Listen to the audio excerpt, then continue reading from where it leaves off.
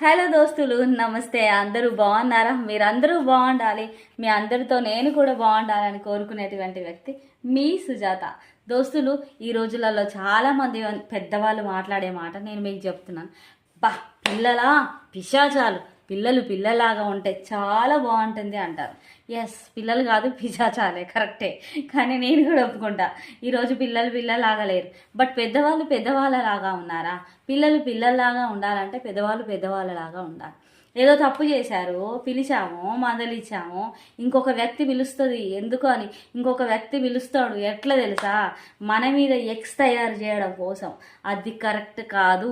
చూడండి, వాళ్ళు ఎట్లా కనబడతారంటే, ఆ పిల్లలు వాళ్ళకి మంచి చెడు తెలియదు. మనం మందలిచ్చేది వాళ్ళ మంచి కోసం అని వాళ్ళకి అసలే తెలియదు. బట్ ఇప్పుడు మనం బ్రహ్మరాక్షసిలాగా కనపడచ్చు. బట్ ఫ్యూచర్లో మనం ఒక దేవతలాగా కనబడతాం. మంచి కోసం మందలించి తీరండి. నచ్చిందా? లైక్ చేసి